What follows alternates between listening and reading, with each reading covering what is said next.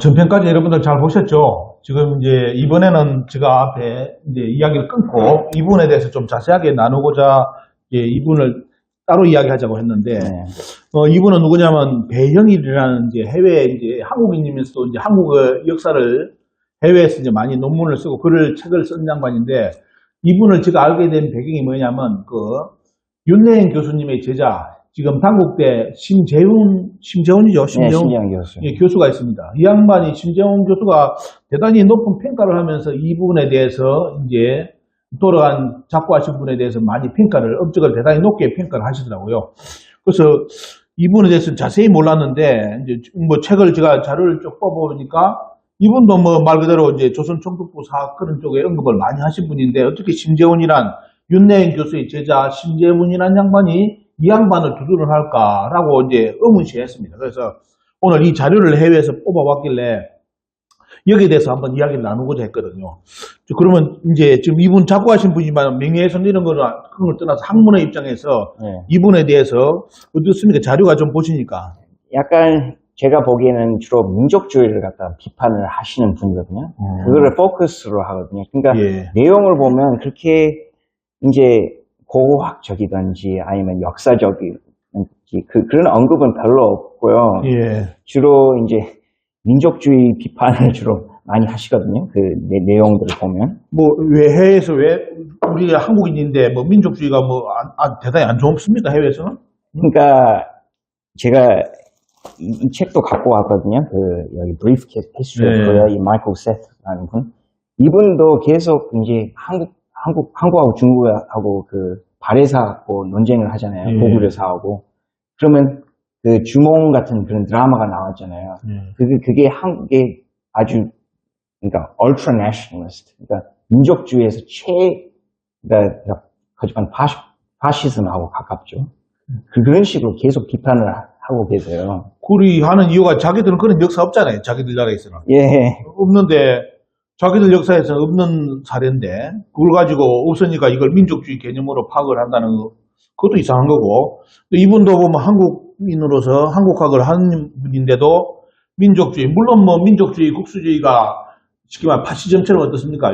주변국을 침략하고 죽이고 이런 쪽으로 한다면 그런 거는 비판받아야 되는데, 그게 아니라 한국의 역사관은 민족관이라는 것은 지금도 이제 뭐 다양성을 많이 인정하지만은도 뭐 단일 민족이나 이런 것은 요즘 이야기 안 하지 않습니까?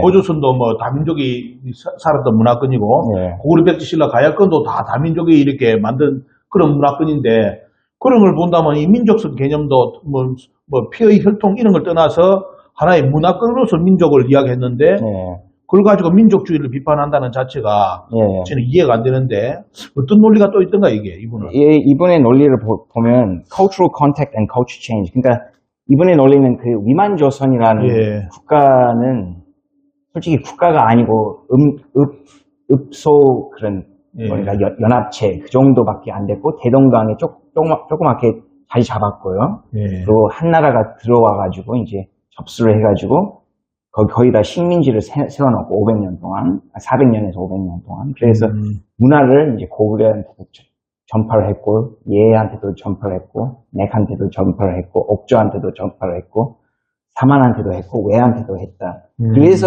동북아시아의 문명이 한나라의 낙랑군으로부터 시작했다. 그럼 이분도 결국은 한국의 문화는 한나라, 한사군의 문화가 한국에 꼽혀가지고 한국 문화가 됐다고 주장하시는. 그리고 이분의 지도 교수가 장광지라는 교수거든요.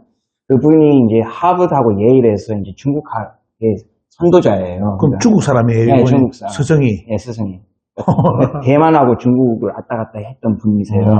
근데 그분의 논리를 보면, 그러니까 황하에서 이제 일본 열도까지 동일한 문화권이었다. 결국 중화주의 사관이죠. 그러니까 높은 데서 밑으로 내려왔다, 그 문화가. 그러니까 완전히 약간 동북공정 논리죠, 솔직히. 그분 밑에서 이제 공부하신 분이 바로 이분이고, 근데 이분이 이제 세상을 타개했고, 근데 논문을 많이 뽑아왔는데. 그래서 이분 논문을 보면 또 뭐를 비판을 하냐면, 한국인들이 치유를 갖다가 조상신으로 여긴다. 그런데 더 충격적인 게 뭐냐면요, 치유는 그 삼묘족, 예, 그 묘적. 구려적. 예. 네, 그거를 이끄는 부족장이었잖아요. 예. 그 사기에서는 그렇게 예. 언급을 하잖아요. 근데 이 배영일 교수 그 책을 읽어보면 제가 또 따다한 책이 있거든요. 예. 제가 이북으로 보내드렸던 책. 예. 그 책에는 그 치유가 중국인이라고 묘사를 해요. 중국인. 근데 중국이라는 그 나라 자체는 1911년 그렇죠. 그 신의 혁명을 통해서 일어났는데 이 한국학 하는 분들은 조금 제가 이해를 못하는 것이 그 중화민족, 그러니까 중국 민족, 한 차이니즈 그거는 현대에 이제 생긴 민족이잖아요. 그거를 뭐 연나라 시대, 상나라 시대, 뭐 그 사망오제 시대까지 계속 그런 민족 개념을 갖다 투입을 해요. 근데 한민족이라고 하면 그건 절대로 안 되고 고구려 백제 신라인으로 해야 되고 근데 이상하게 뭐 연나라 사람이든 상나라 사람이든 한 차이니즈예요. 한족이라고 그렇게 언급을 해요. 그러니까 한족이라는 개념은 솔직히 이제 요즘 영국에서 나온 기자가 쓴 책이 있거든요. The Invention of China. 그러니까 중화민족이라는 것은 그러니까 20세기에 창조된 그런 이데올로기다.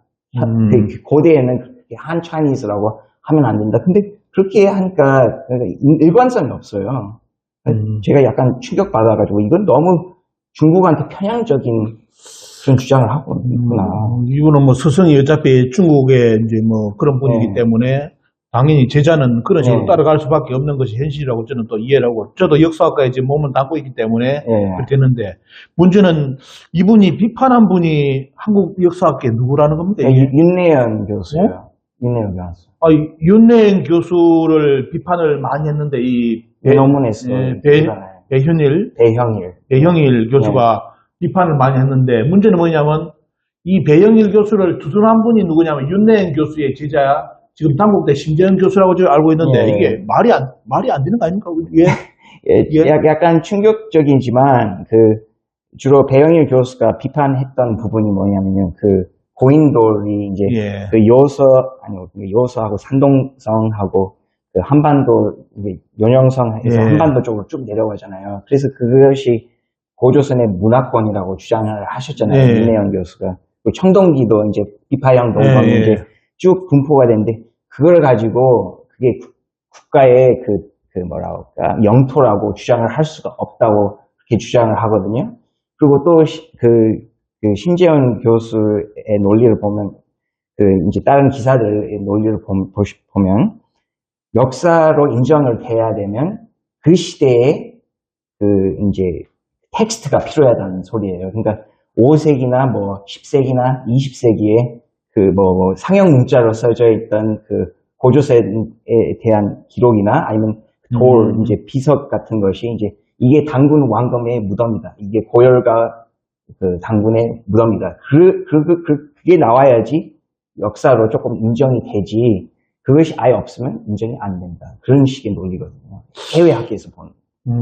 그래서 전에 아마 그래서 그런 글이 있는가 보다. 심지영 교수가 전에 컬럼인가 글을 썼는데 뭐 비파형 동검하고 고인돌을 가지고 고조선하고 연결하면 안 된다는 쪽으로 논리를 썼다면 그게 결국은 그러면 배영일 교수의 논리네. 논리고 바로 윤내현 교수의 논리고. 근데 그 윤내현 교수의 제자 심재원 지금 교수가 자기 스승 윤내현 교수를 그러면 부정하는 거네, 논리가. 그러면서 이제 배영일 씨의 논리를 그대로 써가지고 지금 글을 냈다는 거. 이게 이 한국 사학계수 참 드문 사례입니다. 스승의 논리를 부정하고 다른 사람들 중국에 특히 중국 학자의 밑에서 배운 사람 그 논리를 가지고 그 양반 논리가 맞고 자기 스승의 논리가 맞지 않다고 글을 쓰고 이게 하여튼 우리나라 한국 사학계에서 벌어지지 말아야 될 일이 오늘 또 논문을 보니까 그런 일이 벌어졌는데요. 그리고 여기 이제 배영일 교수가 이제 돌아가시고 나서 여기 유로지라고 하거든요. 그러니까 장례식 때 이제 위해서 이제 썼던 부분이 있는데 이 도널드 베이커 교수 것인 것 같은데 여기 이제 2000년도에 썼던 책이 나오잖아요.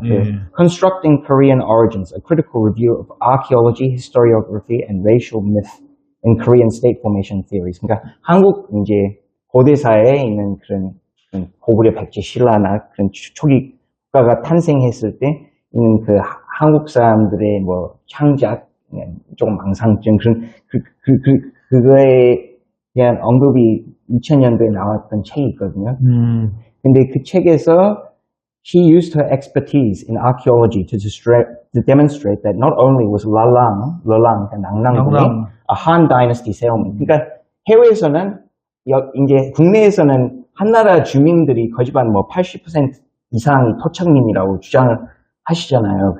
그 강당 쪽에서도. 네. 그 안정준 그 교수도 그렇게 주장을 했는데, 이 해외에서 이제 한국학을 하시는 분들은 그게 중국계 민족이라고 주장을 하거든요. 그 중원에 있는 중국계 민족. 그러니까 아까 저 앞에 책에서 보면 가야도 중국 사람이라는. 예. 그러니까 그러니까 가야계하고 백제계 도래인데, 예. 결국에는 그 사람들은 낭랑군하고 대방군에서 왔던 사람들이고 중국인이다. 한국인이 아니다. 이게 책이 여기 있습니까? 예, 여기에 언급되어 있습니다. 방금 말씀하니까 딱 떠오르는 게 뭐냐면, 이영식 교수가 몇 년 전에 쓴 칼럼에 보시면 내용이 뭐냐면, 그 흐왕후가 평양 낭랑에서 왔다고 그 신문 기사도 낸 걸로 제가 기억나는데, 예. 그러면 그 말이 요 말이네. 네, 그런 말이죠. 여러분 오늘 보시면 백제하고 일본에 건너간 백제하고 가야가 뭐냐면 평양 낭랑에서 왔고 결국은 중국 사람이라는 겁니다. 네, 뭐 예. 왕인 박사도 결국에는 낭랑군에서 왔습니다. 그분도 중국 사람이다. 한국 사람이 결코 아니다. 그러면 이 책에 그 내용이 다 들어있고 우리나라 학자들도 그 내용을 그대로 지금 이야기를 하는 거네요. 예. 해외에서 통용되니까 이야기하는 것이죠. 이야, 이거 오늘 뭐 충격적인 거 오늘 다 듣습니다. 이영식 교수가 이야기했던 흐왕과 평양 낭랑군에서 왔다고 한 이야기 출처도 여기 이제 이게 벌써 다 이야기에 나와 있고요. 서로 뭐 그럼 서로 소통하고 있다는 뜻인가? 네, 그리고 솔직히 왜 그런 주장이 있냐면요. 그러니까 일본 사람들은 이제 주로 한국한테 고대 한반도한테 영향을 받는 거 그거에 대한 컴플렉스가 매우 세거든요. 인정을 부정을 하려고 그래요. 그러니까 낭랑군하고 대방군이 일종의 이제 빠져나갈 구멍이에요. 그러니까 말하자면, 그러니까 한국한테 그러니까 고구려 백제 신라하고 가야한테 직접 받은 것이 아니고, 결국에는 낭랑군하고 한나라에서부터 수입을 해온 그 인재들하고 문화예요. 저도 그 말씀 들으니까 생각나는 게 국내에서 그 책을 구입하려는데 책이 다 품절리가 안 된다는데, 그 지금 일본의 학자가 전에 밝혀놓은 것이 뭐냐면, 그 외해 때 한반도에서 건너간 도레인하고 현장에서 살고 있던 사람들의 비율이 9대1로, 예. 9대1로 일본 사람이 글을 써가 책을 냈는데, 문제는 뭐냐면 그 9명이 도레인이 건너갔는데 그 9명이 뭐냐면 한국 사람이 아니라 중국 사람으로 예. 그래가지고 글을 썼는데 그 책을 구하려는데 못 구했거든요. 예. 그리고 솔직히 제가 찾을 수 있으면 또 주겠습니다. 그러니까 인류학적으로 다뤘던 분자 인류학 네. 논문이 있거든요. 근데 거기도 이제 9대1로 조모는 1이고 야요이하고 고분 시대 사람들은 9인데 그 구 안에서 이제 한반도 관련된 사람이 아니고 중국계 사람이다. 그러니까 무조건 한국이면 부정을 해야 돼요. 일본 학자들도 그리 빠져나가려고 했는데 예. 최근에 이제 돌아가신 최재석 교수님의 책이 다시 번역되가 나온 것이 왜 야마토 정권의 형성 과정인가 그 책이 많은 게 나왔거든요. 그 책을 보면 최재석 교수님은 일본석이 있는 걸 하나 해가지고 봐라. 이거 한국에서 건너갔다고 다 해놨지 않느냐고 그 책을 해놨는데 뻔히 일본석이도 기록이 그리 나와 있는데도 일본 학자들이 지금의 또 해외에서도 그렇고 이걸 빠져나가기 위해서 백제계 도래했던 일외에 도래했던 백제계라든지 가야계는 뭐냐 중국 사람이라는 논리 이게 지금 논리가 지금 통용이 되고 있고 그걸 지금 우리나라 이영식 교수도 그 논리를 썼다는 것이 오늘 이제 현장에서 그대로 드러났습니다. 더 충격적인 게 뭐냐면 그 논리를 솔직히 일본 사람들은 조금 심정은 이해가 되는데 그게 왜 더 큰 이슈냐면 나중에 그 논리를 그대로 중국 사람들이 야 한국도 우리 거지만 너네들도 우리 거야 결국에는 그렇게 주장할 수도 있어요. 그러면 지금 오늘 한 개 더 논리가 나올 수 있는 게 중국의 그럼 동북공정이 비판하는 거 아닌데 중국에서는 우리 한국에서 한일 사학기에서 주장을 그대로 가지고 동북공정하기 때문에 뭐 중국이 나쁘다 이런 걸 떠나서 학자에서 그럼 지금 중국의 동북공정은 한반도 북부 논리만이 적용되는 것이 아니라 지금의 논리로 말한다면 백제 가야계도 네, 행명낭랑에서 갔기 때문에 결국 일본까지 야마토도 그러면 네. 결국은 중국 사람들 중국- 형성했다는 소리 논리잖아요. 야 중국 땅이네. 네. 그러면 지금 그러면 그 논리 야마토가 지배했던 지금 충청도 네. 하고 밑에 있는 전라도 경상도도 결국은 네, 중국 땅이죠.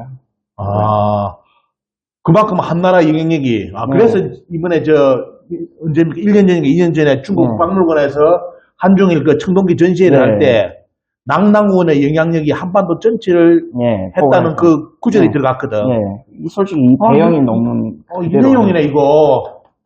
야 여러분들 지금 오늘 쇼킹한 내용 봅니다. 지금 중국의 동북공정 논리가 한일의 사학기 학자들 주장대로 간다면 결국은 뭐냐? 야마토 정권하고 일본의 야마토 정권하고 가야 백제 문화권도 중국의 영토라는 논리가 만들어진다는 겁니다. 이걸 지금 뭐 그대로 지금 해외에서는 그렇게 가르치고 있다니까 아마 중국 논리로서 이것은 아마 정리가 될 거는 또 시간을 간다면 그대로 되겠네 이거는. 예, 결국에는 그냥 한국하고 일본은 그냥 중국의 아류라는 소리죠.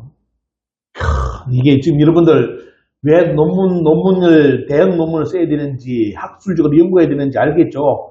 여기에 대해서 이렇게 연구를 하지 않고 뭐 이게 어떻습니까? 대항한다는 자체가 지금 너무너무 힘든 겁니다. 지금 학계에서는 말 그대로 이런 논문을 가져가지고 여러분들 오늘 들었던 내용 이걸 지금 외국 학자들이라든지 석학들한테 다 퍼뜨려가지고 중국 정부라든지 다 그대로 쓰고 있는데 그리고 이게 제일 마지막으로 이제 충격적인 논문이 있거든요. 이게 provincializing Korea, 그러니까 한국을 갖다가 중국의 한 주로 만든다, 역사적으로.